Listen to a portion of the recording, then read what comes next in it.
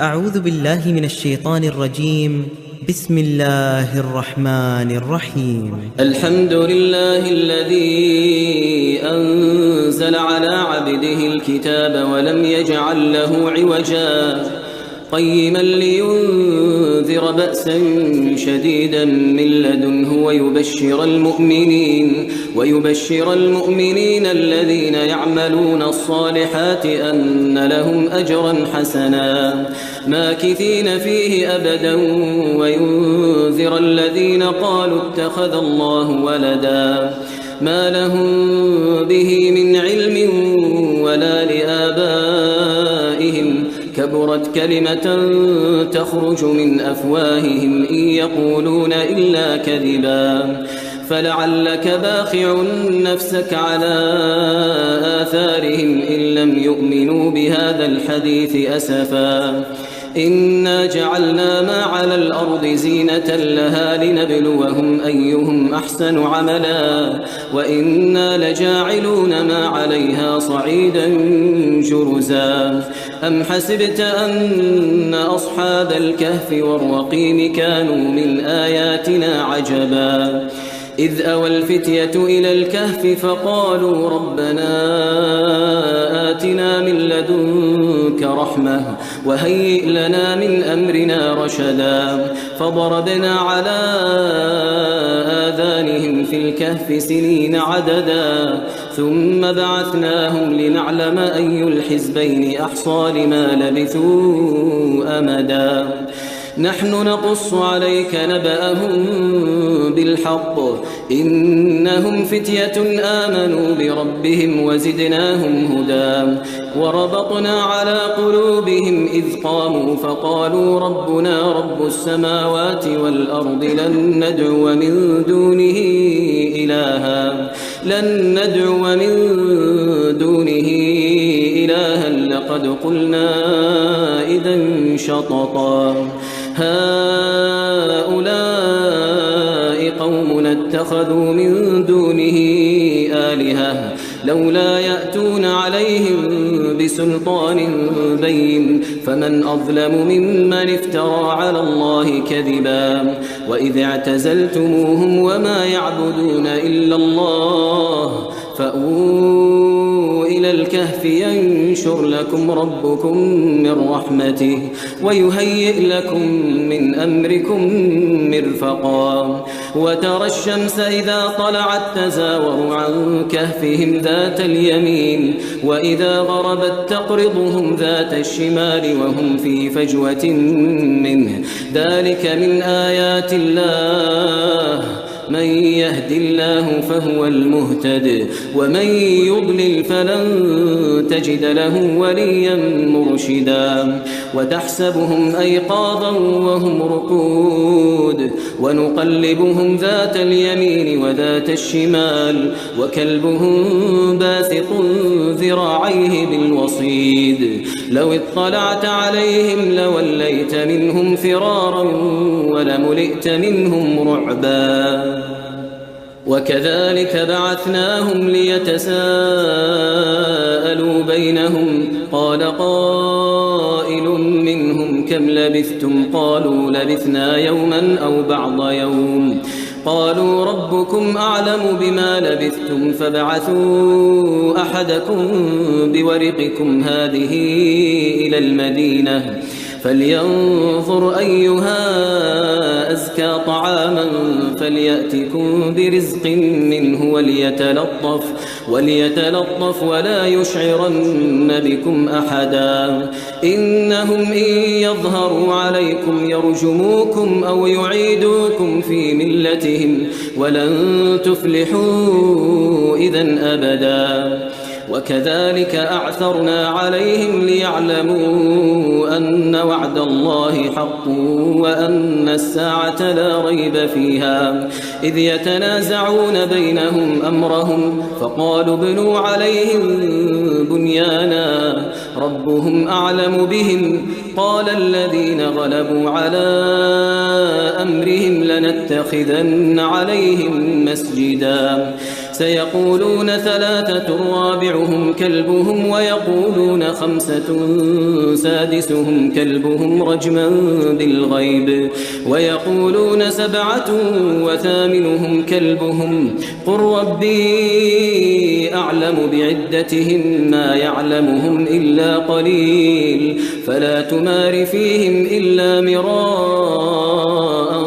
ظاهرا ولا تستفت فيهم منهم أحدا ولا تقولن لشيء إني فاعل ذلك غدا إلا أن يشاء الله واذكر ربك إذا نسيت وقل عسى أن يهديني ربي لأقرب من هذا رشدا ولبثوا في كهفهم 300 سنين وازدادوا 9 قل الله أعلم بما لبثوا له غيب السماوات والأرض أبصر به وأسمع ما لهم من دونه من ولي ولا يشرك في حكمه أحدا واتل ما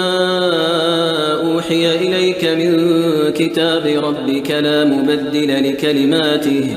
مبدل لكلماته ولن تجد من دونه ملتحدا واصبر نفسك مع الذين يدعون ربهم بالغداة والعشي يريدون وجهه ولا تعد عيناك عنهم تريد زينة الحياة الدنيا ولا تطع من أغفلنا قلبه عن ذكرنا واتبع هواه وكان أمره فرطا وقل الحق من ربكم فمن شاء فليؤمن ومن شاء فليكفر إنا أعتدنا للظالمين نارا أحاط بهم سرادقها وإن يستغيثوا يغاثوا بماء كالمهل يشوي الوجوه بئس الشراب وساءت مرتفقا إن الذين آمنوا وعملوا الصالحات إنا لا نضيع أجر من أحسن عملا أولئك لهم جنات عدن تجري من تحتهم الأنهار يحلون فيها من أساور من ذهب ويلبسون ثيابا خضرا من سندس واستبرق متكئين فيها على الأرائك نعم الثواب وحسنت مرتفقا واضرب لهم مثل الرجلين جعلنا لأحدهما جنتين من أعناب وحففناهما بنخل وجعلنا بينهما زرعا كلتا الجنتين آتت أكلها ولم تظلم منه شيئا وفجرنا خلالهما نهرا وكان له ثمر فقال لصاحبه وهو يحاوره أنا أكثر منك مالا وأعز نفرا ودخل جنته وهو ظالم لنفسه قال ما أظن أن تبيد هذه أبدا وما أظن الساعة قائمة ولئن رددت إلى ربي لأجدن خيرا منها منقلبا قال له صاحبه وهو يحاوره أكفرت بالذي خلقك من تراب ثم من نطفة ثم سواك رجلا لكن هو الله ربي ولا أشرك بربي أحدا ولولا إذ دخلت جنتك قلت ما شاء الله لا قوة إلا بالله إن ترني أنا أقل منك مالا وولدا فعسى ربي أن يؤتيني خيرا من جنتك ويرسل عليها حسبانا من السماء فتصبح صعيدا زلقا أو يصبح ماؤها غورا فلن تستطيع له طلبا وأحيط بثمره فأصبح يقلب كفيه على ما أنفق فيها وهي خاوية على عروشها ويقول يا ليتني لم أشرك بربي أحدا ولم تكن له فئة ينصرونه من دون الله وما كان منتصرا هنالك الولاية لله الحق هو خير ثوابا وخير عقبا واضرب لهم مثل الحياة الدنيا كماء إن أنزلناه من السماء فاختلط به نبات الأرض فأصبح هشيما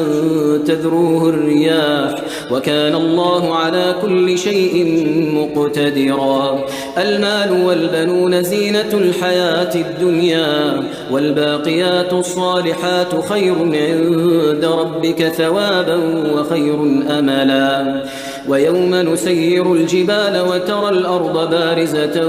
وحشرناهم فلم نغادر منهم أحدا وعرضوا على ربك صفا لقد جئتمونا كما خلقناكم أول مرة بل زعمتم أن لن نجعل لكم موعدا ووضع الكتاب فترى المجرمين مشفقين مما فيه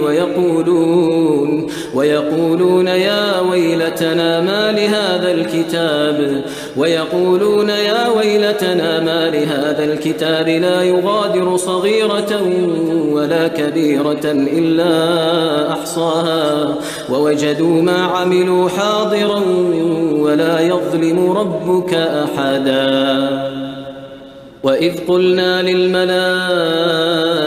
اسجدوا لآدم فسجدوا إلا إبليس كان من الجن ففسق عن أمر ربه أفتتخذونه وذريته أولياء من دوني وهم لكم عدو بئس للظالمين بدلا ما أشهدتهم خلق السماوات والأرض ولا خلق أنفسهم وما كنت متخذ المضلين عضدا ويوم يقول نادوا شركائي الذين زعمتم فدعوهم فلم يستجيبوا لهم وجعلنا بينهم موبقا ورأى المجرمون النار فظنوا أنهم مواقعوها ولم يجدوا عنها مصرفا ولقد صرفنا في هذا القرآن للناس من كل مثل وكان الإنسان أكثر شيء جدلا وما منع الناس أن يؤمنوا إذ جاءهم الهدى ويستغفروا ربهم إلا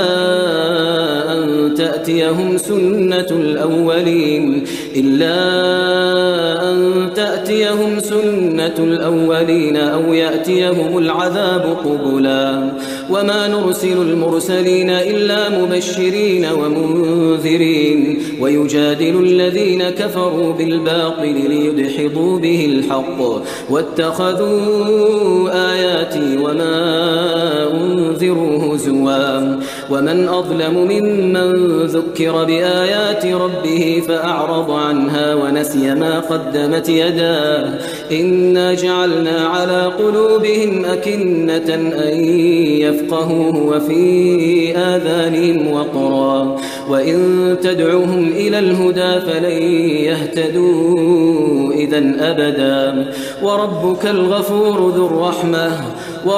الغفور ذو الرحمة لو يؤاخذهم بما كسبوا لعجل لهم العذاب بل لهم موعد لن يجدوا من دونه موئلا وتلك القرى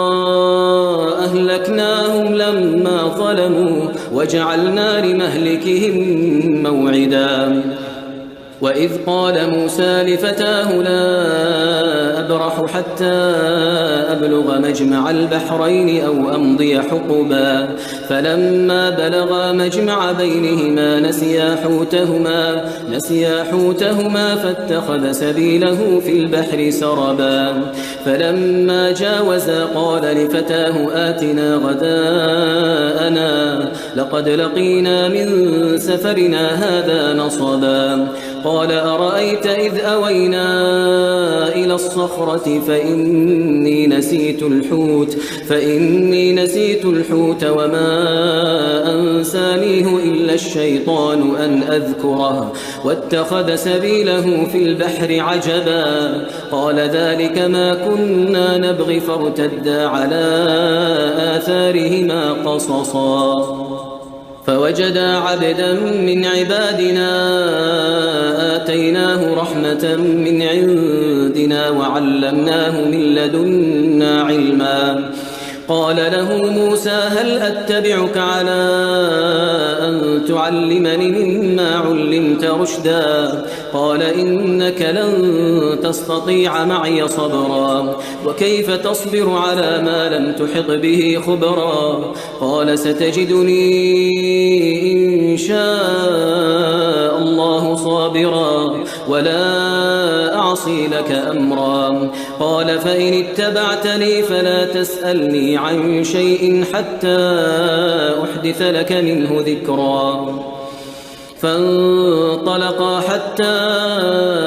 إذا ركبا في السفينة خرقها قال أخرقتها لتغرق أهلها لقد جئت شيئا إمرا قال ألم أقل إنك لن تستطيع معي صبرا قال لا تؤاخذني بما نسيت ولا ترهقني من أمري عسرا فانطلقا حتى إذا لقيا غلاما فقتله قال أقتلت نفسا زكية بغير نفس لقد جئت شيئا نكرا قال ألم أقل لك إنك لن تستطيع معي صبرا قال إن سألتك عن شيء بعدها فلا تصاحبني قد بلغت من لدني عذرا فانطلقا حتى إذا أتيا أهل قرية استطعما أهلها فأبوا أن يضيفوهما فوجدا فيها جدارا يريد أن ينقض فأقامه قال لو شئت لاتخذت عليه أجرا قال هذا فراق بيني وبينك سأنبئك بتأويل ما لم تستطع عليه صبرا أما السفينة فكانت لمساكين يعملون في البحر فأردت أن أعيبها وكان وراءهم ملك يأخذ كل سفينة غصبا وأما الغلام فكان أبواه مؤمنين فخشينا أن يرهقهما طغيانا وكفرا فأردنا أن يبدلهما ربهما خيرا منه زكاة وأقرب رحما وأما الجدار فكان لغلامين يتيمين في المدينة وكان تحته كنز لهما وكان أبوهما صالحا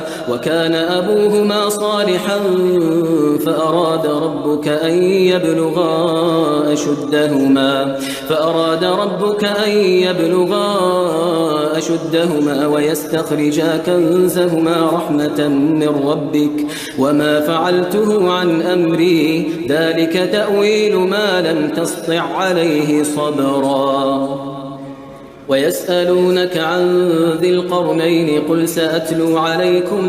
منه ذكرا إنا مكنا له في الأرض وآتيناه من كل شيء سببا فأتبع سببا حتى إذا بلغ مغرب الشمس وجدها تغرب في عين حمئة ووجد عندها قوما قلنا يا ذا القرنين إما أن تعذب وإما أن تتخذ فيهم حسنا قال أما من ظلم فسوف نعذبه ثم يرد إلى ربه فيعذبه عذابا نكرا وأما من آمن وعمل صالحا فله جزاء الحسنى وسنقول له من أمرنا يسرا ثم أتبع سببا حتى إذا بلغ مطلع الشمس وجدها تطلع على قوم لم نجعل لهم من دونها سترا كذلك وقد أحطنا بما لديه خبرا ثم أتبع سببا حتى إذا بلغ بين السدين وجد من دونهما قوما لا يكادون يفقهون قولا قالوا يا ذا القرنين إن يأجوج ومأجوج مفسدون في الأرض فهل نجعل لك خرجا على أن تجعل بيننا وبينهم سدا قال ما مكنني فيه ربي خير فأعينوني بقوة أجعل بينكم وبينهم ردما آتوني زبر الحديد حتى إذا ساوى بين الصدفين قال انفخوا حتى إذا جعله نارا قال آتوني أفرغ عليه قطرا فما استطاعوا أن يظهروه وما استطاعوا له نقبا قال هذا رحمة من ربي فإذا جاء وعد ربي جعله دكاء وكان وعد ربي حقا وتركنا بعضهم يومئذ يموج في بعض ونفخ في الصور فجمعناهم جمعا وعرضنا جهنم يومئذ للكافرين عرضا الذين كانت أعينهم في غطاء عن ذكري وكانوا لا يستطيعون سمعا أفحسب الذين كفروا أن يتخذوا عبادي من دوني أولياء إنا أعتدنا جهنم للكافرين نزلا قل هل ننبئكم بالأخسرين أعمالا الذين ضل سعيهم في الحياة الدنيا وهم يحسبون أنهم يحسنون صنعا أولئك الذين كفروا بآيات ربهم ولقائه فحبطت أعمالهم فلا نقيم لهم يوم القيامة وزنا ذلك جزاؤهم جهنم بما كفروا واتخذوا آياتي ورسلي هزوا إن الذين آمنوا وعملوا الصالحات كانت لهم جنات الفردوس نزلا خالدين فيها لا يبغون عنها حولا قل لو كان البحر مدادا لكلمات ربي لنفد البحر قبل أن تنفد كلمات ربي ولو جئنا بمثله مددا قل إنما أنا بشر مثلكم يوحى إلي أنما إلهكم إله واحد فمن كان يرجو لقاء ربه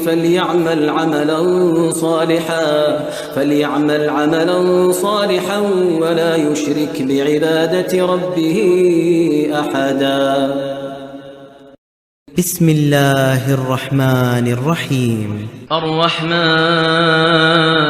علم القرآن خلق الإنسان علمه البيان الشمس والقمر بحسبان والنجم والشجر يسجدان والسماء رفعها ووضع الميزان ألا تطغوا في الميزان وأقيموا الوزن بالقسط ولا تخسروا الميزان والأرض وضعها للأنام فيها فاكهة والنخل ذات الأكمام والحب ذو العصف والريحان فبأي آلاء ربكما تكذبان خلق الإنسان من صلصال كالفخار وخلق الجان من مارج من نار فبأي آلاء ربكما تكذبان رب المشرقين ورب المغربين فبأي آلاء ربكما تكذبان مرج البحرين يلتقيان بينهما برزخ لا يبغيان فبأي آلاء ربكما تكذبان يخرج منهما اللؤلؤ والمرجان فبأي آلاء ربكما تكذبان وله الجوار المنشآت في البحر كالأعلام فبأي آلاء ربكما تكذبان كل من عليها فان ويبقى وجه ربك ذو الجلال والإكرام فبأي آلاء ربكما تكذبان يسأله من في السماوات والأرض كل يوم هو في شأن فبأي آلاء ربكما تكذبان سنفرغ لكم أيها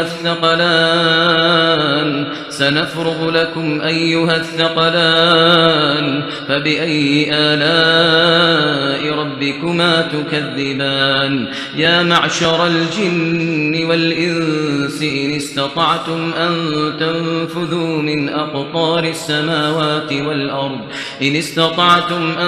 تنفذوا من أقطار السماوات والأرض فانفذوا لا تنفذون إلا بسلطان فبأي آلاء ربكما تكذبان يرسل عليكما شواظ من نار ونحاس فلا تنتصران فبأي آلاء ربكما تكذبان فإذا انشقت السماء فكانت وردة كالدهان فبأي آلاء ربكما تكذبان فيومئذ لا يسأل عن ذنبه إنس ولا جان فبأي آلاء ربكما تكذبان يعرف المجرمون بسيماهم فيؤخذ بالنواصي والأقدام فبأي آلاء ربكما تكذبان هذه جهنم التي يكذب بها المجرمون يطوفون بينها وبين حميم آن فبأي آلاء ربكما تكذبان ولمن خاف مقام ربه جنتان فبأي آلاء ربكما تكذبان ذواتا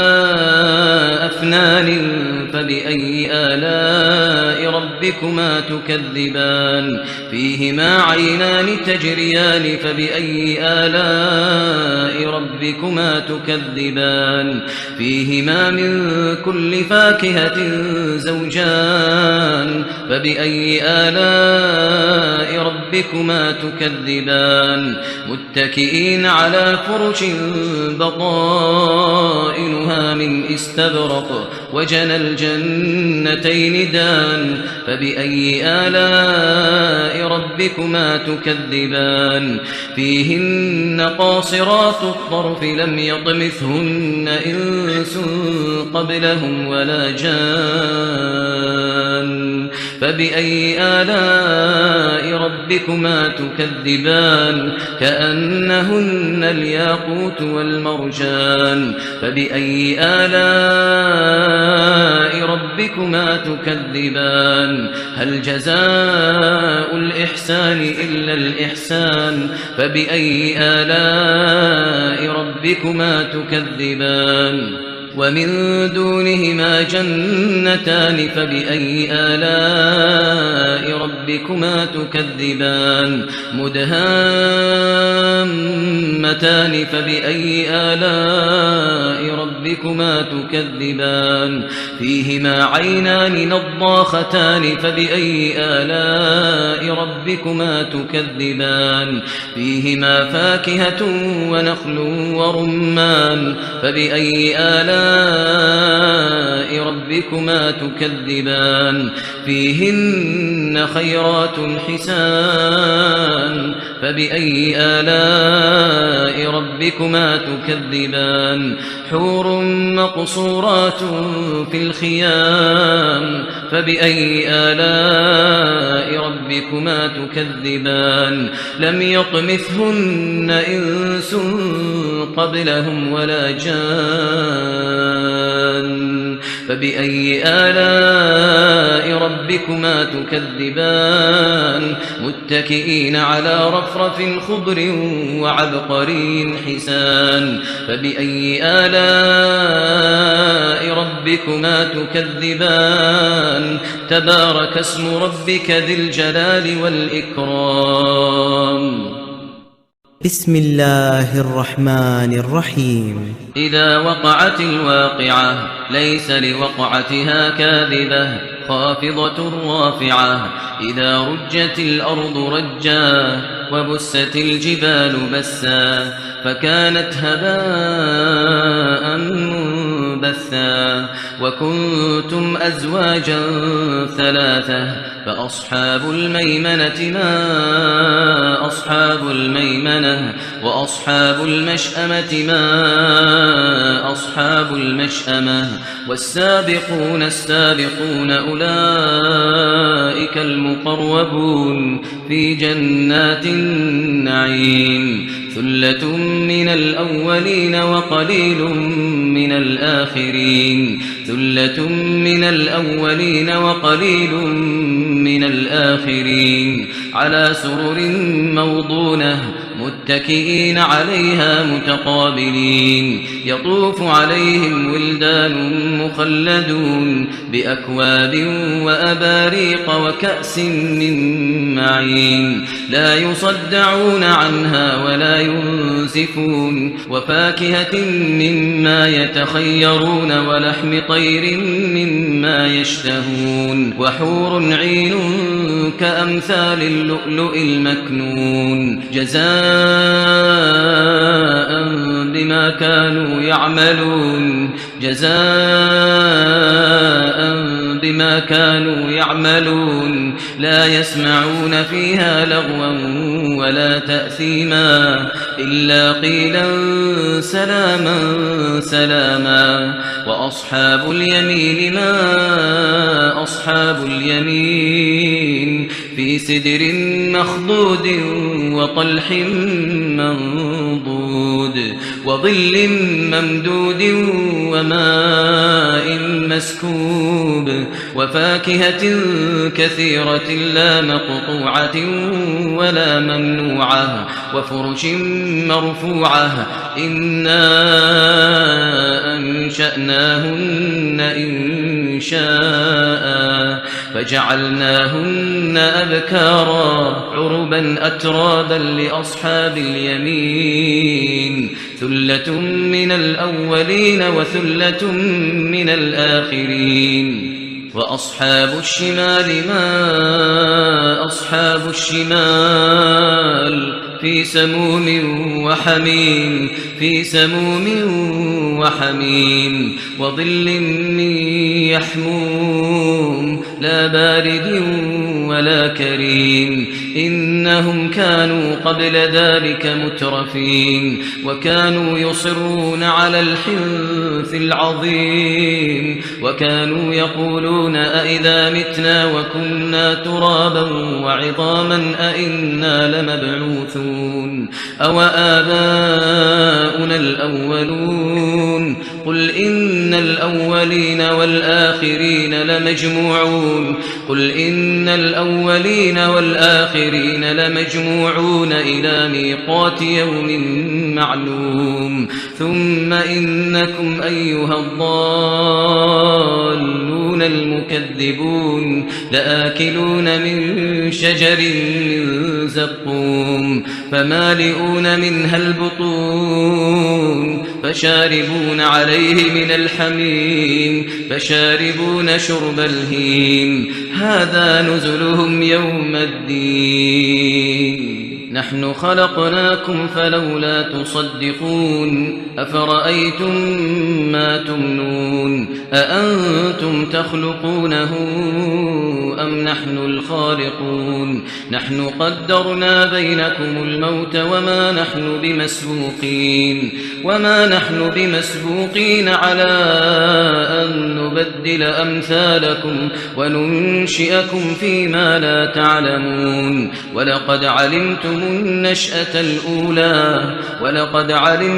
النشأة الأولى فلولا تذكرون أفرأيتم ما تحرثون أأنتم تزرعونه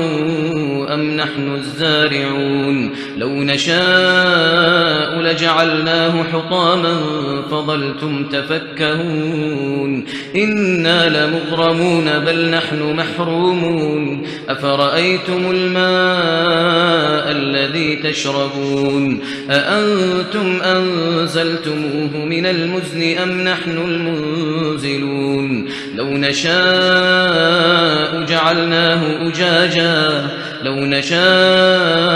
جعلناه أجاجا فلولا تشكرون أفرأيتم النار التي تورون أأنتم أنشأتم شجرتها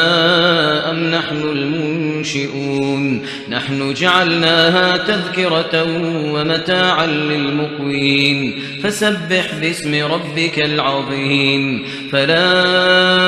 أقسم بمواقع النجوم وإنه لقسم لو تعلمون عظيم إنه لقرآن كريم في كتاب مكنون لا يمسه إلا المطهرون تنزيل من رب العالمين أفبهذا الحديث أنتم مدهنون وتجعلون رزقكم أنكم تكذبون فلولا إذا بلغت الحلقوم وأنتم حينئذ تنظرون ونحن أقرب إليه منكم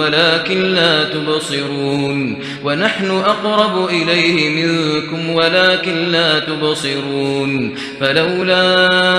إن كنتم غير مدينين ترجعونها إن كنتم صادقين فأما إن كان من المقربين فروح وريحان وجنة نعيم وأما إن كان من أصحاب اليمين فسلام لك من أصحاب اليمين وأما إن كان من المكذبين الضالين فنزل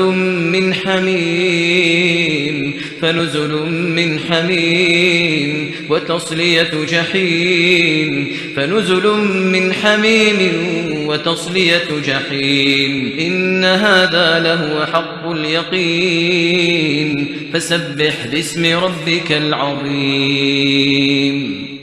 بسم الله الرحمن الرحيم ياسين والقرآن الحكيم إنك لمن المرسلين على صراط مستقيم تنزيل العزيز الرحيم لتنذر قوما ما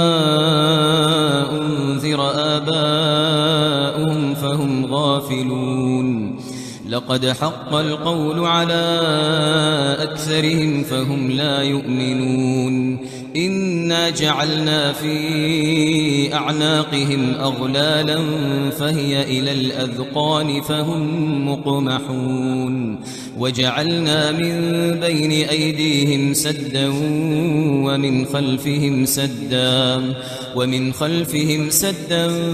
فأغشيناهم فهم لا يبصرون وسواء عليهم أأنذرتهم أم لم تنذرهم لا يؤمنون إنما تنذر من اتبع الذكر وخشي الرحمن بالغيب فبشره بمغفرة وأجر كريم إنا نحن نحيي الموتى ونكتب ما قدموا وآثارهم وكل شيء أحصيناه في إمام مبين واضرب لهم مثلا أصحاب القرية إذ جاءها المرسلون إذ أرسلنا إليهم 2 فكذبوهما فعززنا بثالث فقالوا إنا إليكم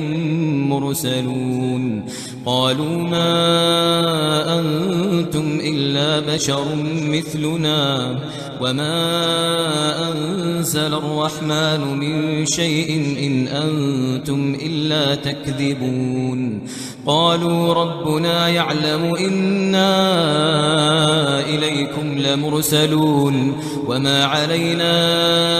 إلا البلاغ المبين قالوا إنا تطيرنا بكم لئن لم تنتهوا لنرجمنكم وليمسنكم منا عذاب أليم قالوا طائركم معكم أئن ذكرتم بل أنتم قوم مسرفون وجاء من أقصى المدينة رجل يسعى قال يا قوم اتبعوا المرسلين اتبعوا من لا يسألكم أجرا وهم مهتدون وما لي لا أعبد الذي فطرني وإليه ترجعون أأتخذ من دونه آلهة إن يردني الرحمن بضر لا تغن عني شفاعتهم شيئا ولا ينقذون إني إذا لفي ضلال مبين إني آمنت بربكم فاسمعون قيل ادخل الجنة قال يا ليت قومي يعلمون بما غفر لي ربي وجعلني من المكرمين وما أنزلنا على قومه من بعده من جند من السماء وما كنا منزلين إن كانت إلا صيحة واحدة فإذا هم خامدون يا حسرة على العباد ما يأتيهم من رسول إلا كانوا به يستهزئون ألم يروا كم أهلكنا قبلهم من القرون أنهم إليهم لا يرجعون وإن كل لما جميع لدينا محضرون وآية لهم الأرض الميتة أحييناها وأخرجنا منها حبا فمنه يأكلون وجعلنا فيها جنات من نخيل وأعناب وفجرنا فيها من العيون ليأكلوا من ثمره وما عملته أيديهم أفلا يشكرون سبحان الذي خلق الأزواج كلها مما تنبت تنبت الأرض ومن أنفسهم ومما لا يعلمون وآية لهم الليل نسلخ منه النهار فإذا هم مظلمون والشمس تجري لمستقر لها ذلك تقدير العزيز العليم والشمس تجري لمستقر لها ذلك تقدير العزيز العليم والقمر قدرناه منازل حتى عاد كالعرجون القديم لا الشمس ينبغي لها أن تدرك القمر ولا الليل سابق النهار وكل في فلك يسبحون وآية لهم أنا حملنا ذريتهم في الفلك المشحون وخلقنا لهم من مثله ما يركبون وإن نشأ نغرقهم فلا صريخ لهم ولا هم ينقذون إلا رحمة منا ومتاعا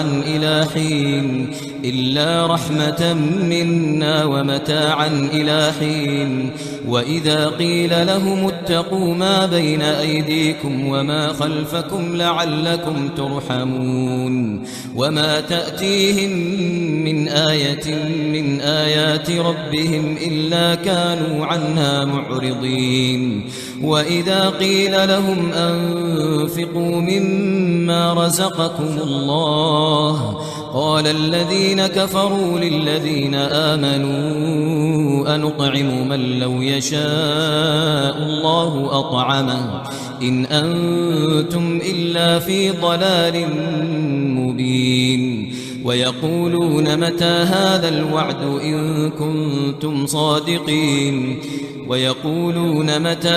الوعد إن كنتم صادقين ما ينظرون إلا صيحة واحدة تأخذهم وهم يخصمون فلا يستطيعون توصية ولا إلى أهلهم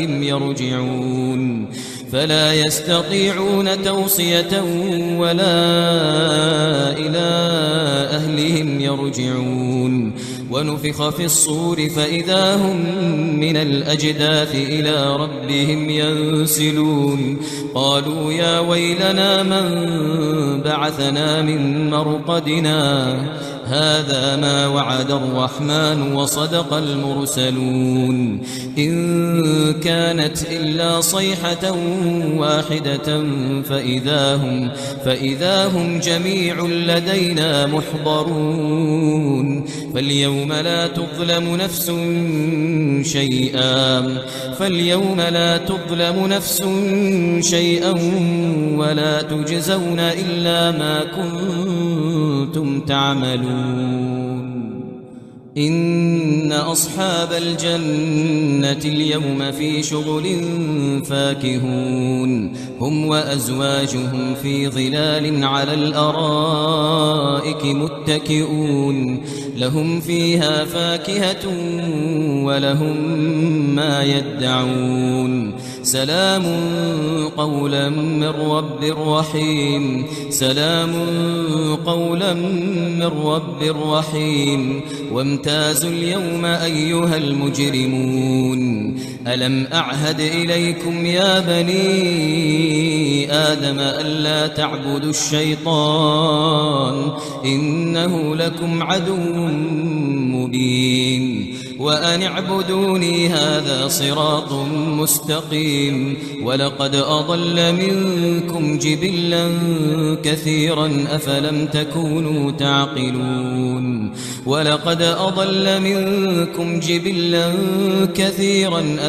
تكونوا تعقلون هذه جهنم التي كنتم توعدون اصلوها اليوم بما كنتم تكفرون اليوم نختم على أفواههم وتكلمنا أيديهم وتشهد أرجلهم بما كانوا يكسبون ولو نشاء لطمسنا على أعينهم فاستبقوا الصراط فأنى يبصرون ولو نشاء لمسخناهم على مكانتهم فما استطاعوا مضيا ولا يرجعون ومن نعمره ننكسه في الخلق أفلا يعقلون وما علمناه الشعر وما ينبغي له إن هو إلا ذكر وقرآن مبين إن هو إلا ذكر وقرآن مبين لينذر من كان حيا ويحق القول على الكافرين أولم يروا أنا خلقنا لهم مما عملت أيدينا أنعاما فهم لها مالكون وذللناها لهم فمنها ركوبهم ومنها يأكلون ولهم فيها منافع ومشارب أفلا يشكرون واتخذوا من دون الله آلهة لعلهم ينصرون لا يستطيعون نصرهم وهم لهم جند محضرون فلا يحزنك قولهم إنا نعلم ما يسرون وما يعلنون أولم ير الإنسان أنا خلقناه من نطفة فإذا هو خصيم مبين وضرب لنا مثلا ونسي خلقه قال من يحيي العظام وهي رميم قل يحييها الذي أنشأها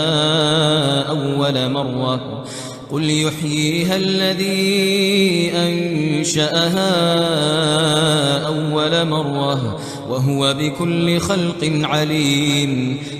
بكل خلق عليم الذي جعل لكم من الشجر الأخضر نارا فإذا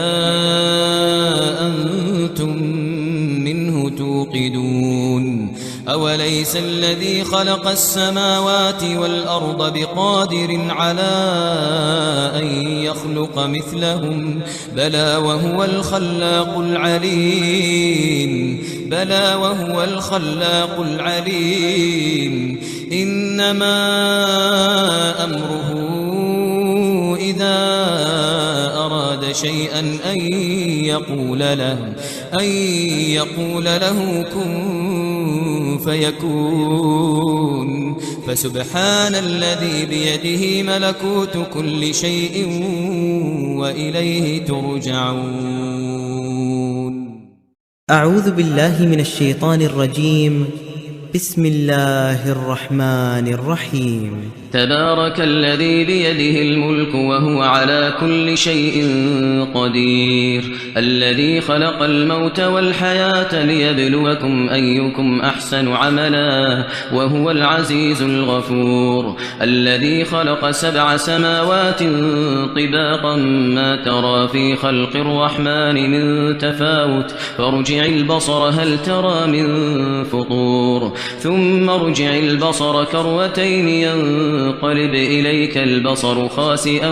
وهو حسير ولقد زينا السماء الدنيا بمصابيح وجعلناها رجوما للشياطين وأعتدنا لهم عذاب السعير وللذين كفروا بربهم عذاب جهنم وبئس المصير إذا ألقوا فيها سمعوا لها شهيقا وهي تفور تكاد تميز من الغيظ كلما ألقي فيها فوج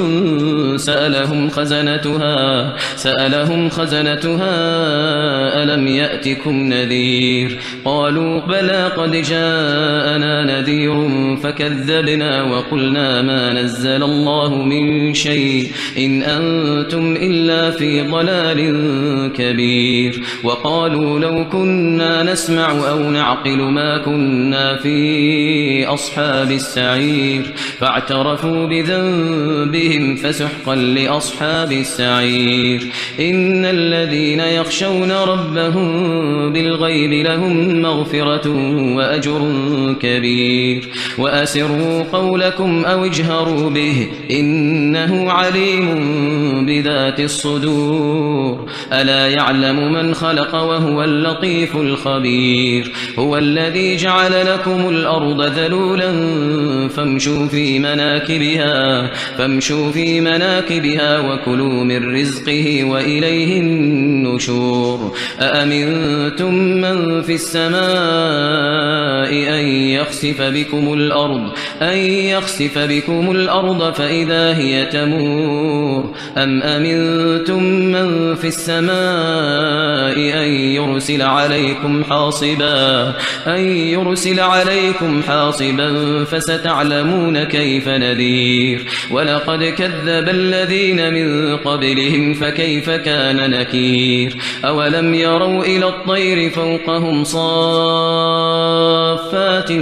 ويقبضن ما يمسكهن إلا الرحمن إنه بكل شيء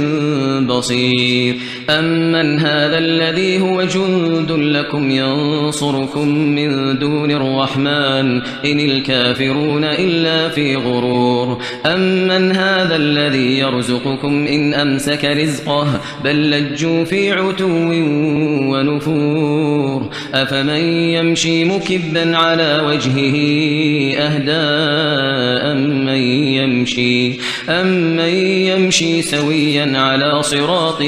مستقيم قل هو الذي أنشأكم وجعل لكم السمع والأبصار والأفئدة قليلا ما تشكرون قل هو الذي ذرأكم في الأرض وإليه تحشرون ويقولون متى هذا الوعد إن كنتم صادقين قل إنما العلم عند الله وإنما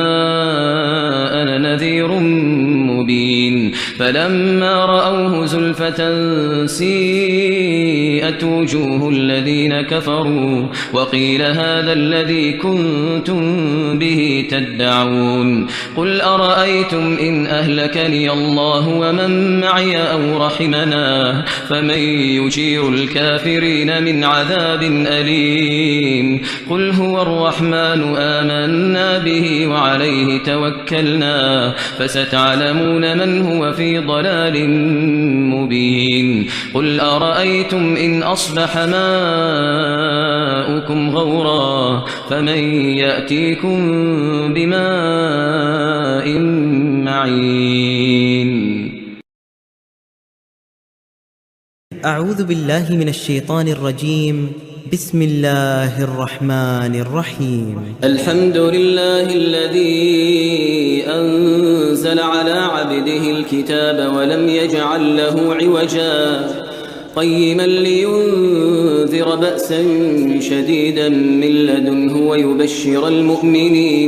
ويبشر المؤمنين الذين يعملون الصالحات أن لهم أجرا حسنا ماكثين فيه أبدا وينذر الذين قالوا اتخذ الله ولدا ما لهم به من علم ولا لآبائهم كبرت كلمة تخرج من أفواههم إن يقولون إلا كذبا فلعلك باخع نفسك على آثارهم إن لم يؤمنوا بهذا الحديث أسفا إنا جعلنا ما على الأرض زينة لها لنبلوهم أيهم أحسن عملا وإنا لجاعلون ما عليها صعيدا جرزا أم حسبت أن أصحاب الكهف والرقيم كانوا من آياتنا عجبا إذ أوى الفتية إلى الكهف فقالوا ربنا آتنا من لدنك رحمة وهيئ لنا من أمرنا رشدا فضربنا على آذانهم في الكهف سنين عددا ثم بعثناهم لنعلم أي الحزبين أحصى لما لبثوا أمدا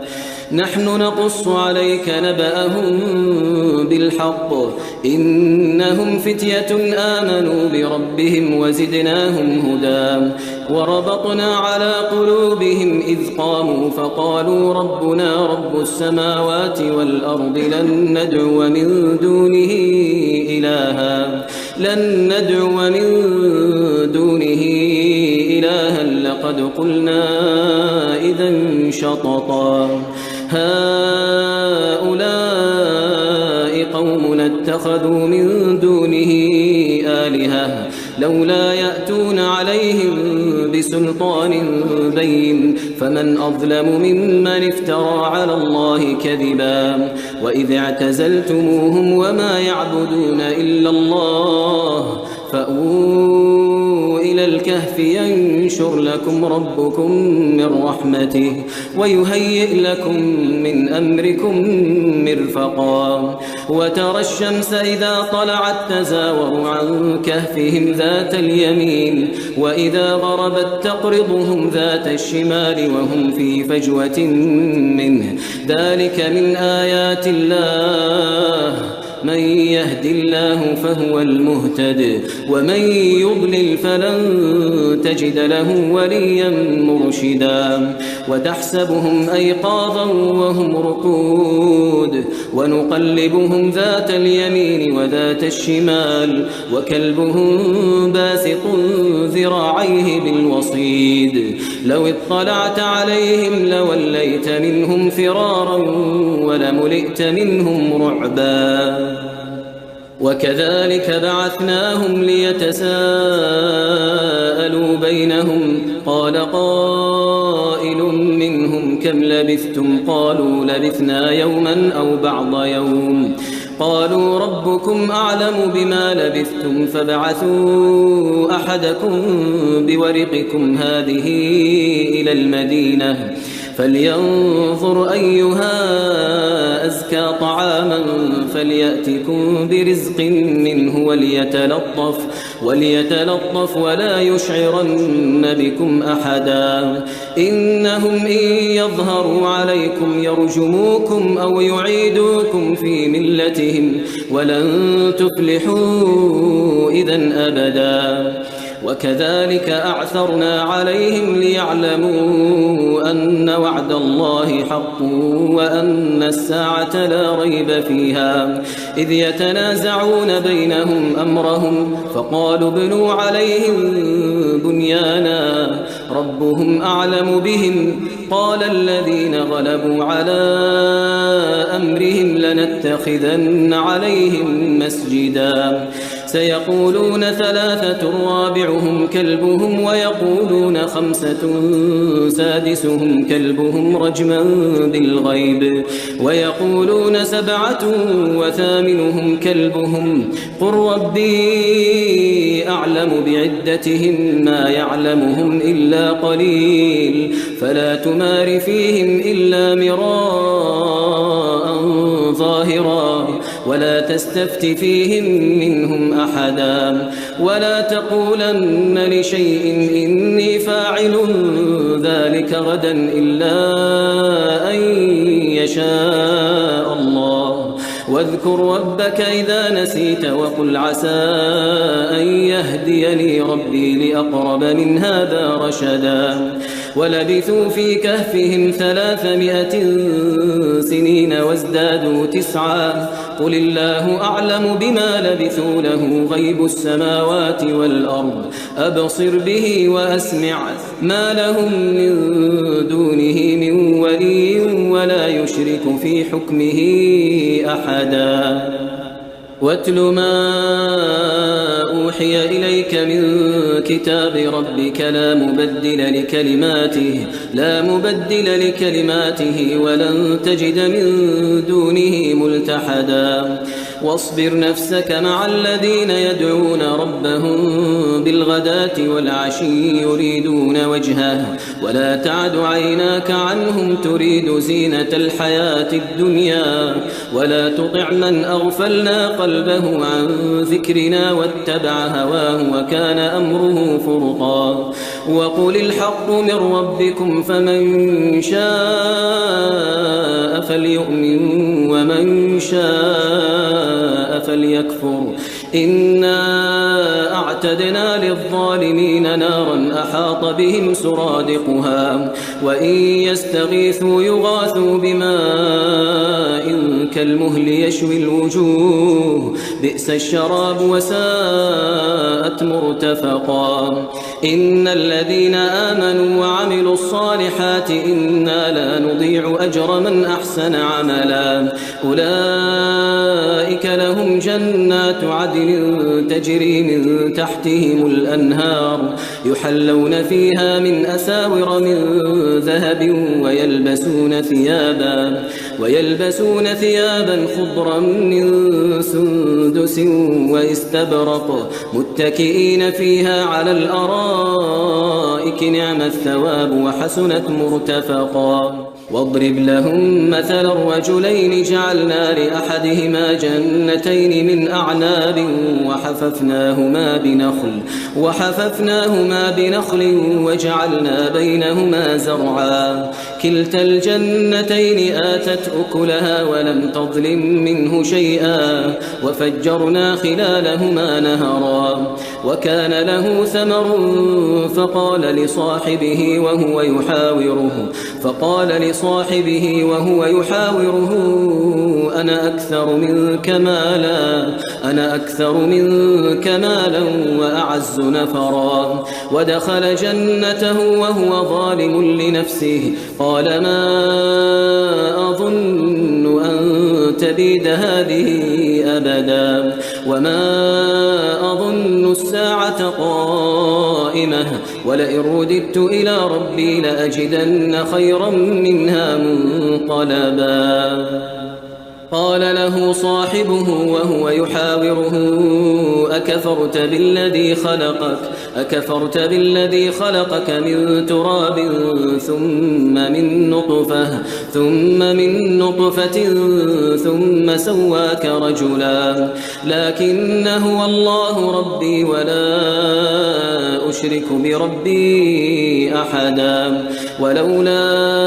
إذ دخلت جنتك قلت ما شاء الله لا قوة إلا بالله إن ترني أنا أقل منك مالا وولدا فعسى ربي أن يؤتيني خيرا من جنتك ويرسل عليها حسبانا من السماء فتصبح صعيدا زلقا أو يصبح ماؤها غورا فلن تستطيع له طلبا وأحيط بثمره فأصبح يقلب كفيه على ما أنفق فيها وهي خاوية على عروشها ويقول يا ليتني لم أشرك بربي أحدا ولم تكن له فئة ينصرونه من دون الله وما كان منتصرا هنالك الولاية لله الحق هو خير ثوابا وخير عقبا واضرب لهم مثل الحياة الدنيا كماء إن أنزلناه من السماء فاختلط به نبات الأرض فأصبح هشيما تذروه الرياح وكان الله على كل شيء مقتدرا المال والبنون زينة الحياة الدنيا والباقيات الصالحات خير عند ربك ثوابا خير أملا ويوم نسير الجبال وترى الأرض بارزة وحشرناهم فلم نغادر منهم أحدا وعرضوا على ربك صفا لقد جئتمونا كما خلقناكم أول مرة بل زعمتم أن لن نجعل لكم موعدا ووضع الكتاب فترى المجرمين مشفقين مما فيه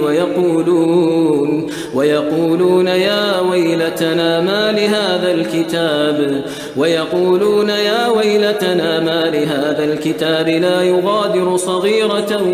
ولا كبيرة إلا أحصاها ووجدوا ما عملوا حاضرا ولا يظلم ربك أحدا وإذ قلنا للملائكة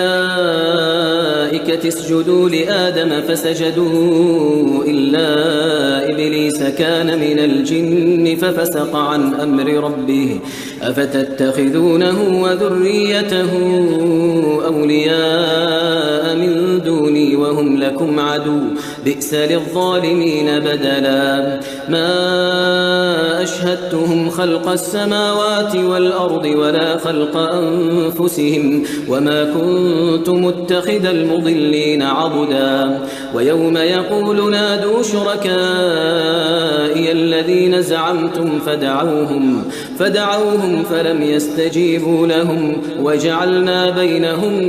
موبقا ورأى المجرمون النار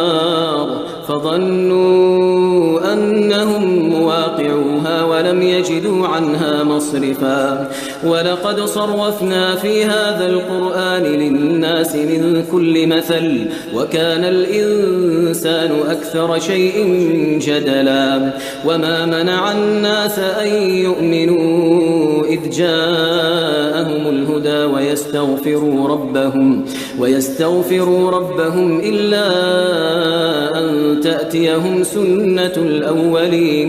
إلا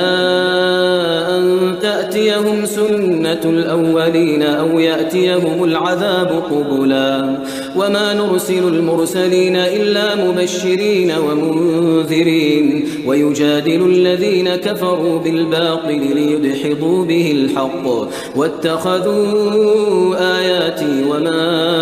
أنذروا هزوا ومن أظلم ممن ذكر بآيات ربه فأعرض عنها ونسي ما قدمت يداه إنا جعلنا على قلوبهم أكنة أن يفقهوه وفي آذانهم وقرا وإن تدعوهم إلى الهدى فلن يهتدوا إذن أبدا وربك الغفور ذو الرحمة لو يؤاخذهم بما كسبوا لعجل لهم العذاب بل لهم موعد لن يجدوا من دونه موئلا وتلك القرى أهلكناهم لما ظلموا وجعلنا لمهلكهم موعدا وإذ قال موسى لفتاه لا أبرح حتى أبلغ مجمع البحرين أو أمضي حقبا فلما بلغا مجمع بينهما نسيا حوتهما فاتخذ سبيله في البحر سربا فلما جاوزا قال لفتاه آتنا غداءنا لقد لقينا من سفرنا هذا نصبا قال أرأيت إذ أوينا إلى الصخرة فإني نسيت الحوت وما أنسانيه إلا الشيطان أن أذكره واتخذ سبيله في البحر عجبا قال ذلك ما كنا نبغي فارتدا على آثارهما قصصا فوجدا عبدا من عبادنا آتيناه رحمة من عندنا وعلمناه من لدنا علما قال له موسى هل أتبعك على أن تعلمني مما علمت رشدا قال إنك لن تستطيع معي صبرا وكيف تصبر على ما لم تحط به خبرا قال ستجدني إن شاء ولا أعصي لك أمرا. قال فإن اتبعتني فلا تسألني عن شيء حتى أحدث لك منه ذكرا. فانطلقا حتى إذا ركبا في السفينة خرقها قال أخرقتها لتغرق أهلها لقد جئت شيئا إمرا. قال ألم أقل إنك لن تستطيع معي صبرا. قال لا تؤاخذني بما نسيت ولا ترهقني من أمري عسرا. فانطلقا حتى إذا لقيا غلاما فقتله. قال أقتلت نفسا زكية بغير نفس لقد جئت شيئا نكرا. قال ألم أقل لك إنك لن تستطيع معي صبرا. قال إن سألتك عن شيء بعدها فلا تصاحبني قد بلغت من لدني عذرا. فانطلقا حتى إذا أتيا أهل قرية استطعما أهلها فأبوا أن يضيفوهما فوجدا فيها جدارا يريد أن ينقض فأقامه. قال لو شئت لاتخذت عليه أجرا. قال هذا فراق بيني وبينك سأنبئك بتأويل ما لم تستطع عليه صبرا. أما السفينة فكانت لمساكين يعملون في البحر فأردت أن أعيبها وكان وراءهم ملك يأخذ كل سفينة غصبا. وأما الغلام فكان أبواه مؤمنين فخشينا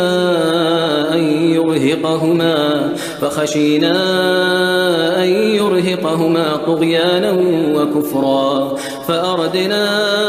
أن يبدلهما ربهما خيرا منه زكاة وأقرب رحما. وأما الجدار فكان لغلامين يتيمين في المدينة وكان تحته كنز لهما وكان أبوهما صالحا فأراد ربك أن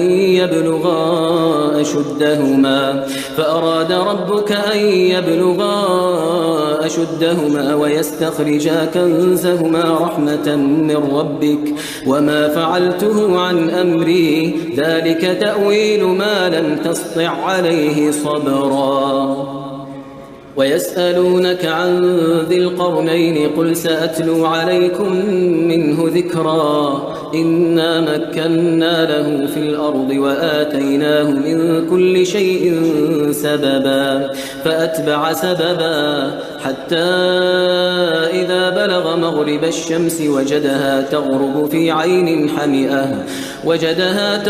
في عين حمئة ووجد عندها قوما. قلنا يا ذا القرنين إما أن تعذب وإما أن تتخذ فيهم حسنا. قال أما من ظلم فسوف نعذبه ثم يرد إلى ربه فيعذبه عذابا نكرا. وأما من آمن وعمل صالحا فله جزاء الحسنى وسنقول له من أمرنا يسرا. ثم أتبع سببا حتى إذا بلغ مطلع الشمس وجدها تطلع على قوم لم نجعل لهم من دونها سترا. كذلك وقد أحطنا بما لديه خبرا. ثم أتبع سببا حتى إذا بلغ بين السدين وجد من دونهما قوما لا يكادون يفقهون قولا. قالوا يا ذا القرنين إن يأجوج ومأجوج مفسدون في الأرض فهل نجعل لك خرجا على أن تجعل بيننا وبينهم سدا. قال ما مكنني فيه ربي خير فأعينوني بقوة أجعل بينكم وبينهم ردما. آتوني زبر الحديد حتى إذا ساوى بين الصدفين قال انفخوا حتى إذا جعله نارا قال آتوني افرغ عليه قطرا فما استطاعوا أن يظهروه وما استطاعوا له نقبا قال هذا رحمة من ربي فإذا جاء وعد ربي جعله دكاء وكان وعد ربي حقا وتركنا بعضهم يومئذ يموج في بعض ونفخ في الصور فجمعناهم جمعا وعرضنا جهنم يومئذ للكافرين عرضا الذين كانت أعينهم في غطاء عن ذكري وكانوا لا يستطيعون سمعا أفحسب الذين كفروا أن يتخذوا عبادي من دوني أولياء إنا أعتدنا جهنم للكافرين نزلا قل هل ننبئكم بالأخسرين أعمالا الذين ضل سعيهم في الحياة الدنيا وهم يحسبون أنهم يحسنون صنعا أولئك الذين كفروا بآيات ربهم ولقائه فحبطت أعمالهم فلا نقيم لهم يوم القيامة وزنا ذلك جزاؤهم جهنم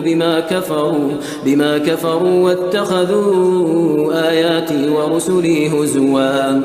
إن الذين آمنوا وعملوا الصالحات كانت لهم جنات الفردوس نزلا خالدين فيها لا يبغون عنها حولا قل لو كان البحر مدادا لكلمات ربي لنفد البحر قبل أن تنفد كلمات ربي ولو جئنا بمثله مددا قل إنما أنا بشر مثلكم يوحى إلي أنما إلهكم إله واحد فمن كان يرجو لقاء ربه فليعمل عملا صالحا ولا يشرك بعبادة ربه أحدا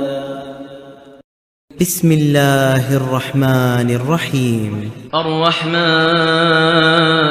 علم القرآن خلق الإنسان علمه البيان الشمس والقمر بحسبان والنجم والشجر يسجدان والسماء رفعها ووضع الميزان ألا تطغوا في الميزان وأقيموا الوزن بالقسط ولا تخسروا الميزان والأرض وضعها للأنام فيها فاكهة والنخل ذات الأكمام والحب ذو العصف والريحان فبأي آلاء ربكما تكذبان خلق الإنسان من صلصال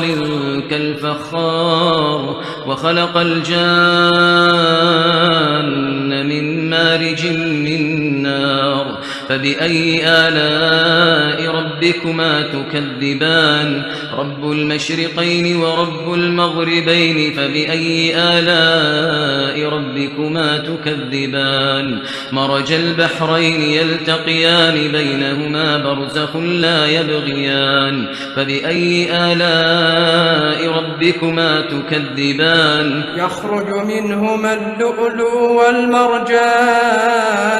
فبأي آلاء ربكما تكذبان وله الجوار المنشآت في البحر كالأعلام فبأي آلاء ربكما تكذبان كل من عليها فان ويبقى وجه ربك ذو الجلال والإكرام فبأي آلاء ربكما تكذبان يسأله من في السماوات والأرض كل يوم هو في شأن فبأي آلاء ربكما تكذبان سنفرغ لكم أيها الثقلان فبأي آلاء ربكما تكذبان يا معشر الجن والإنس إن استطعتم أن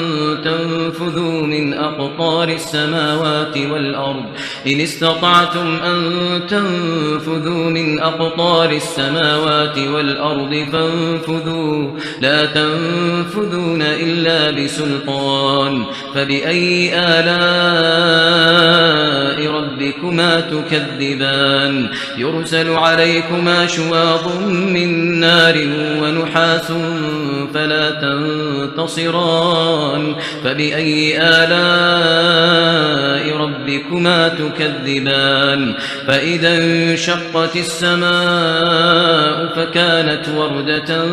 كالدهان فبأي آلاء ربكما تكذبان فيومئذ لا يسأل عن ذنبه إنس ولا جان فبأي آلاء ربكما تكذبان يعرف المجرمون بسيماهم فيؤخذ بالنواصي والأقدام فبأي آلاء ربكما تكذبان هذه جهنم التي يكذب بها المجرمون يطوفون بينها وبين حميم آن فبأي آلاء ربكما تكذبان ولمن خاف مقام ربه جنتان فبأي آلاء ربكما تكذبان ذواتا أفنان فبأي آلاء ربكما تكذبان فيهما عينان تجريان فبأي آلاء ربكما تكذبان فيهما من كل فاكهة زوجان فبأي آلاء ربكما تكذبان متكئين على فرش بطائنها من استبرق وجنى الجنتين دان فبأي آلاء ربكما تكذبان فيهن قاصرات الطرف لم يطمثهن إنس قبلهم ولا جان فبأي آلاء ربكما تكذبان كأنهن الياقوت والمرجان فبأي آلاء ربكما تكذبان هل جزاء الإحسان إلا الإحسان فبأي آلاء ربكما تكذبان ومن دونهما جنتان فبأي آلاء ربكما تكذبان مدهامتان فبأي آلاء ربكما تكذبان فيهما عينان نضاختان فبأي آلاء ربكما تكذبان فيهما فاكهة ونخل ورمان فبأي آلاء ربكما تكذبان فيهن خيرات حسان فبأي آلاء ربكما تكذبان حور مقصورات في الخيام فبأي آلاء ربكما تكذبان لم يطمثهن إنس قبلهم ولا جان فبأي آلاء ربكما تكذبان متكئين على رفرف خضر وعبقري حسان فبأي آلاء ربكما تكذبان تبارك اسم ربك ذي الجلال والإكرام بسم الله الرحمن الرحيم إذا وقعت الواقعة ليس لوقعتها كاذبة خافضة رافعة إذا رجت الأرض رجا وبست الجبال بسا فكانت هباء منبثا وكنتم أزواجا ثلاثة فأصحاب الميمنة ما أصحاب الميمنة وأصحاب المشأمة ما أصحاب المشأمة والسابقون السابقون أولئك المقربون في جنات النعيم ثلة من الأولين وقليل من الآخرين ثلة من الأولين وقليل من الآخرين على سرر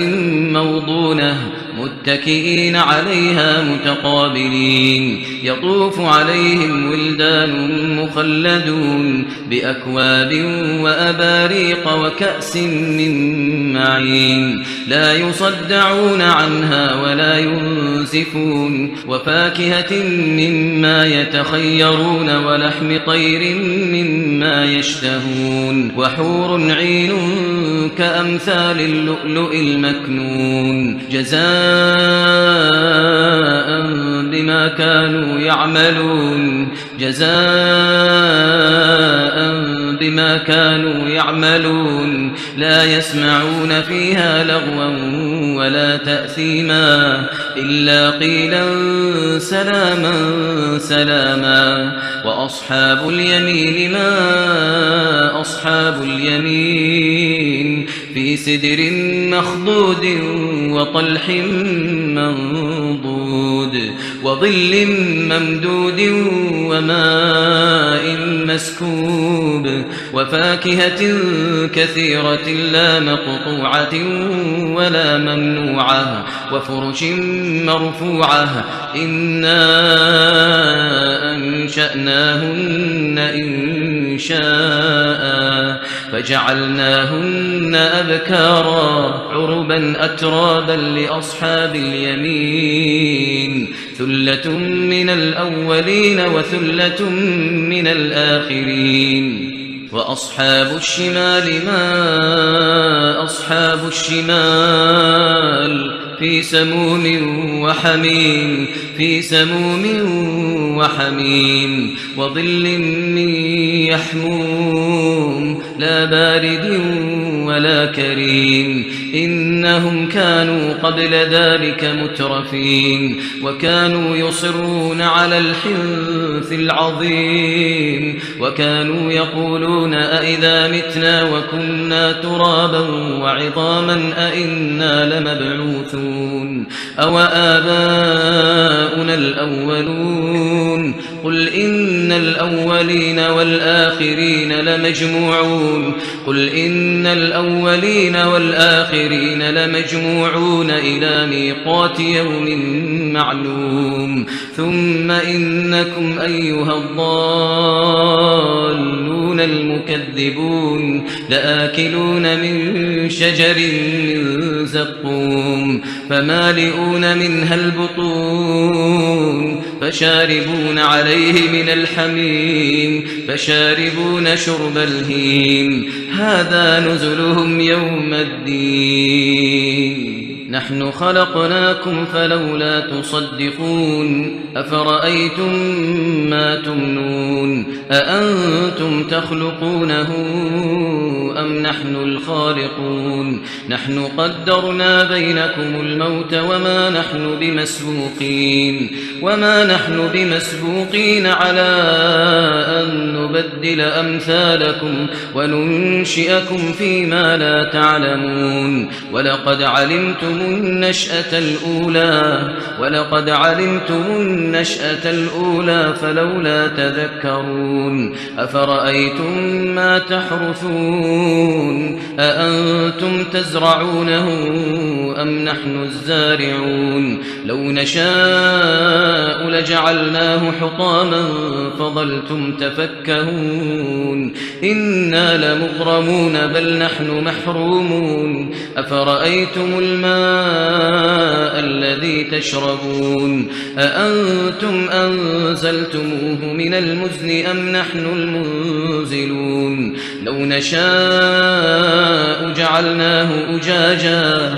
نشاء جعلناه أجاجا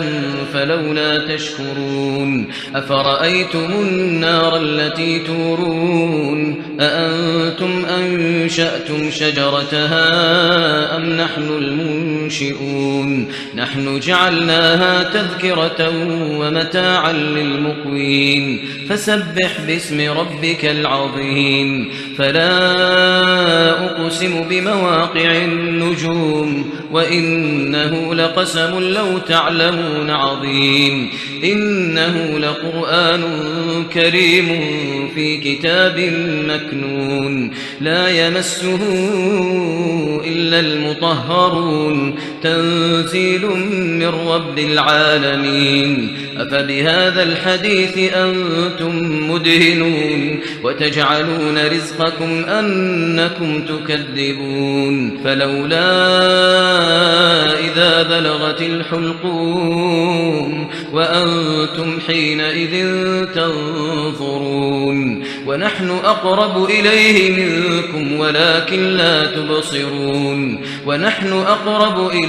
منكم ولكن لا تبصرون فلولا إن كنتم غير مدينين ترجعونها إن كنتم صادقين فأما إن كان من المقربين فروح وريحان وجنة نعيم وأما إن كان من أصحاب اليمين فسلام لك من أصحاب اليمين وأما إن كان من المكذبين الضالين فنزل من حميم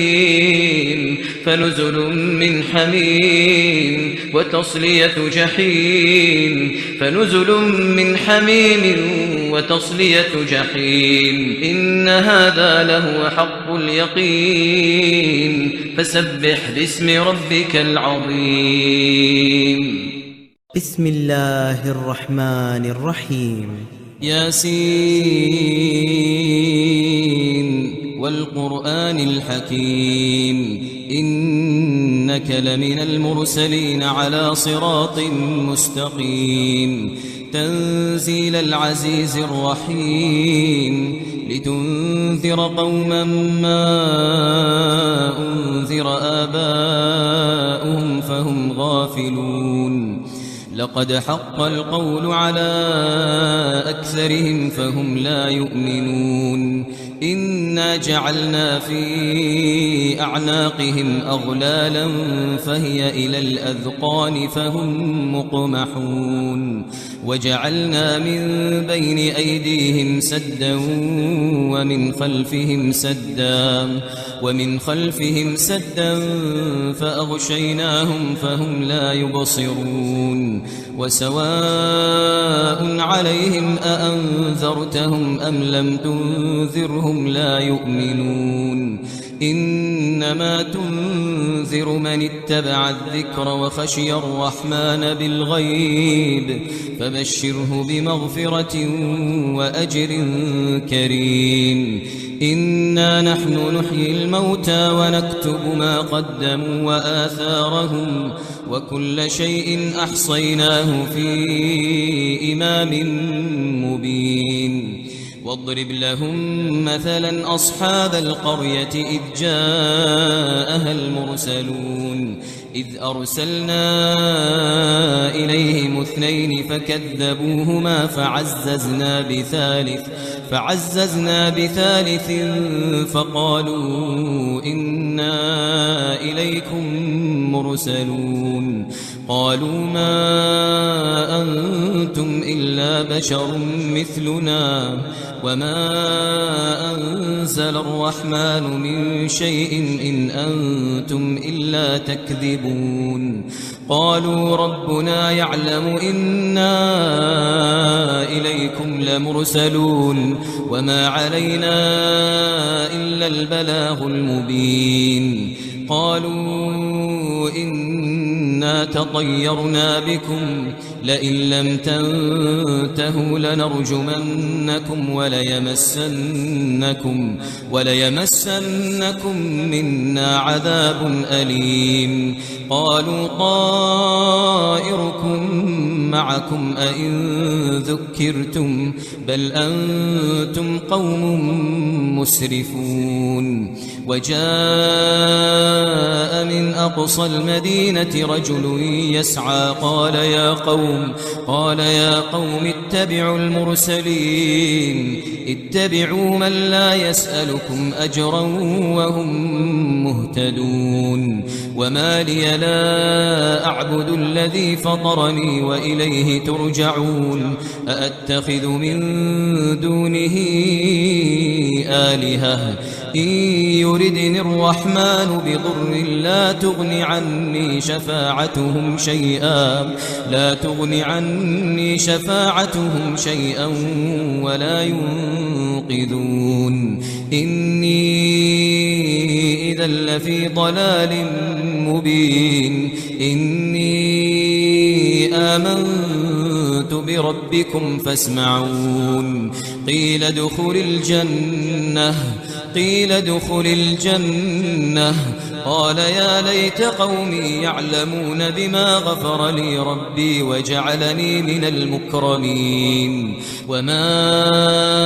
أنزلنا على قومه من بعده من جند من السماء وما كنا منزلين إن كانت إلا صيحة واحدة فإذا هم خامدون يا حسرة على العباد ما يأتيهم من رسول إلا كانوا به يستهزئون ألم يروا كم أهلكنا قبلهم من القرون أنهم إليهم لا يرجعون وإن كل لما جميع لدينا محضرون وآية لهم الأرض الميتة أحييناها وأخرجنا منها حبا فمنه يأكلون وجعلنا فيها جنات من نخيل وأعناب وفجرنا فيها من العيون ليأكلوا من ثمره وما عملته أيديهم أفلا يشكرون سبحان الذي خلق الأزواج كلها مما تنبت الأرض ومن أنفسهم ومما لا يعلمون وآية لهم الليل نسلخ منه النهار فإذا هم مظلمون والشمس تجري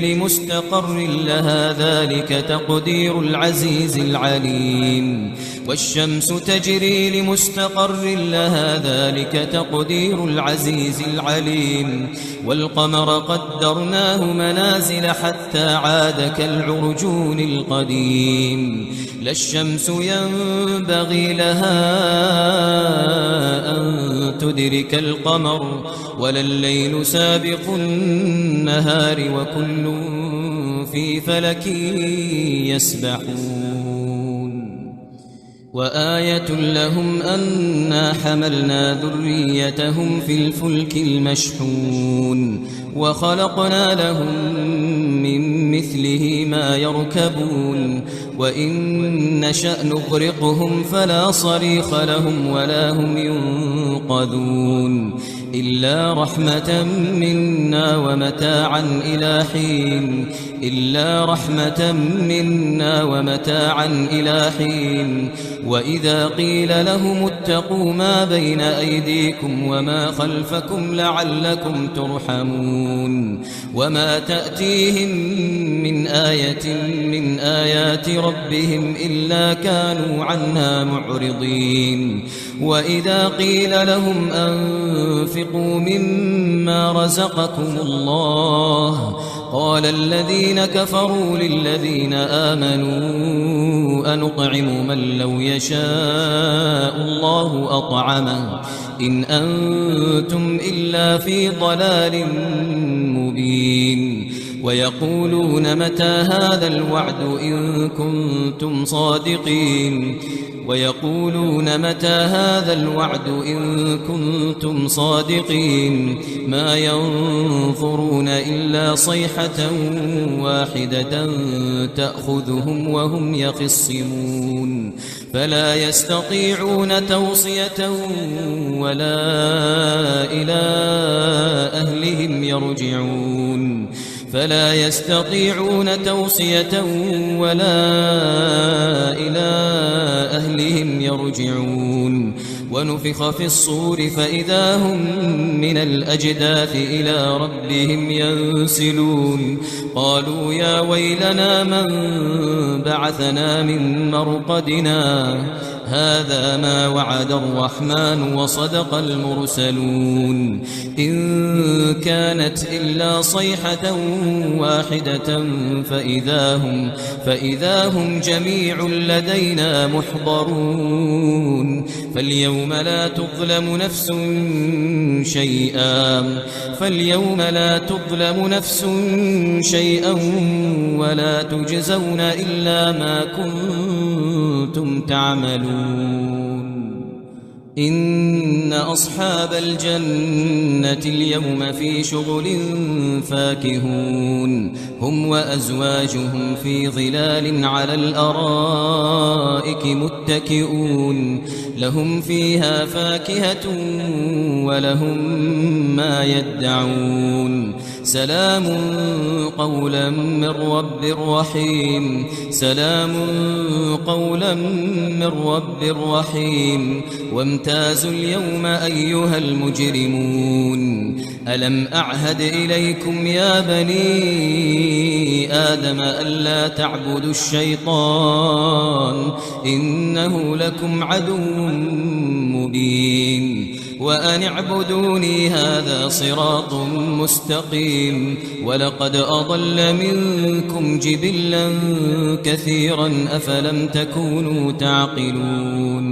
ولقد أضل منكم جبلا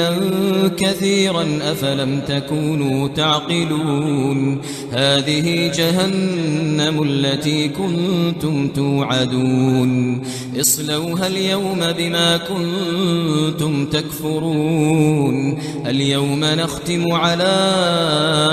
أفواههم وتكلمنا أيديهم وتشهد أرجلهم بما كانوا يكسبون ولو نشاء لطمسنا على أعينهم فاستبقوا الصراط فأنى يبصرون ولو نشاء لمسخناهم على مكانتهم فما استطاعوا مضيا ولا يرجعون ومن نعمره ننكسه في الخلق أفلا يعقلون وما علمناه الشعر وما ينبغي له إن هو إلا ذكر وقرآن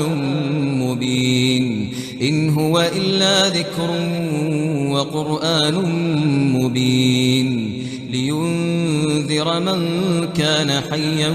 ويحق القول على الكافرين أولم يروا أنا خلقنا لهم مما عملت أيدينا أنعاما فهم لها مالكون وذللناها لهم فمنها ركوبهم ومنها يأكلون ولهم فيها منافع ومشارب أفلا يشكرون واتخذوا من دون الله آلهة لعلهم ينصرون لا يستطيعون نصرهم وهم لهم جند محضرون فلا يحزنك قولهم إنا نعلم ما يسرون وما يعلنون أولم ير الإنسان أنا خلقناه من نطفة فإذا هو خصيم مبين وضرب لنا مثلا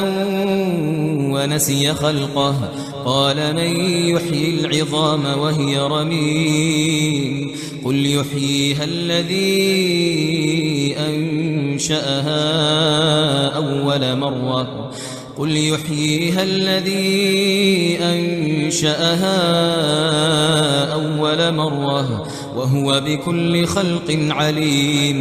وهو بكل خلق عليم الذي جعل لكم من الشجر الأخضر نارا فإذا أنتم منه توقدون أوليس الذي خلق السماوات والأرض بقادر على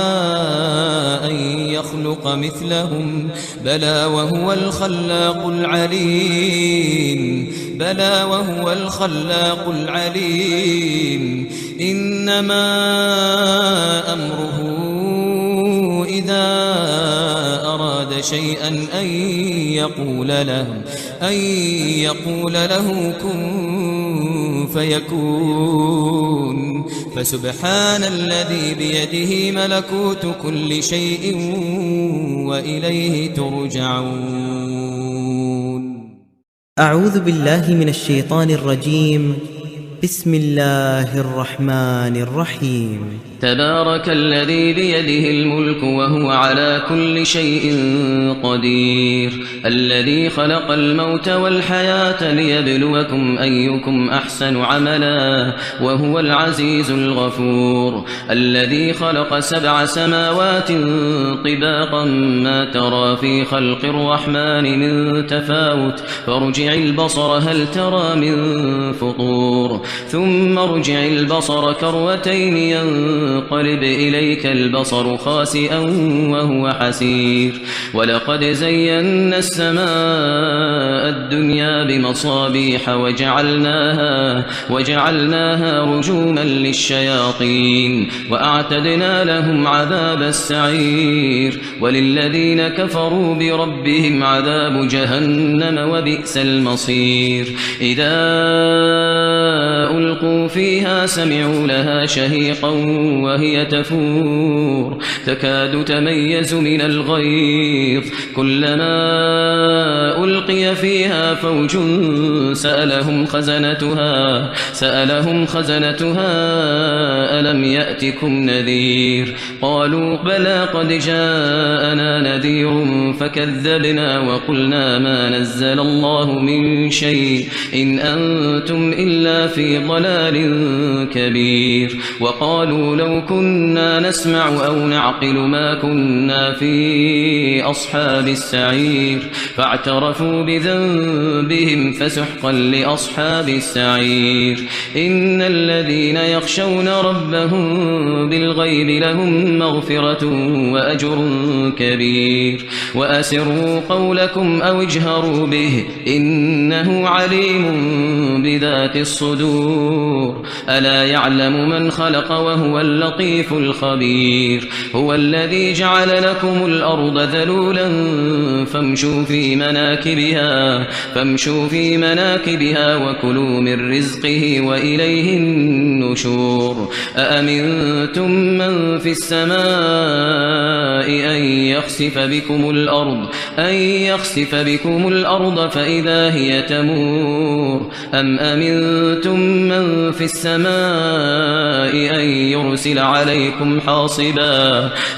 يرسل عليكم حاصبا فستعلمون كيف نذير ولقد كذب الذين من قبلهم فكيف كان نكير أولم يروا إلى الطير فوقهم صافات ويقبضن ما يمسكهن إلا الرحمن إنه بكل شيء بصير أمن هذا الذي هو جند لكم ينصركم من دون الرحمن إن الكافرون إلا في غرور أمن هذا الذي يرزقكم إن أمسك رزقه بل لجوا في عتو ونفور أفمن يمشي مكبا على وجهه أهدى أمن يمشي سويا على صراط مستقيم قل هو الذي أنشأكم وجعل لكم السمع والأبصار والأفئدة قليلا ما تشكرون قل هو الذي ذرأكم في الأرض وإليه تحشرون ويقولون متى هذا الوعد إن كنتم صادقين قل إنما العلم عند الله وإنما أنا نذير مبين فلما رأوه زلفة سيئت وجوه الذين كفروا وقيل هذا الذي كنتم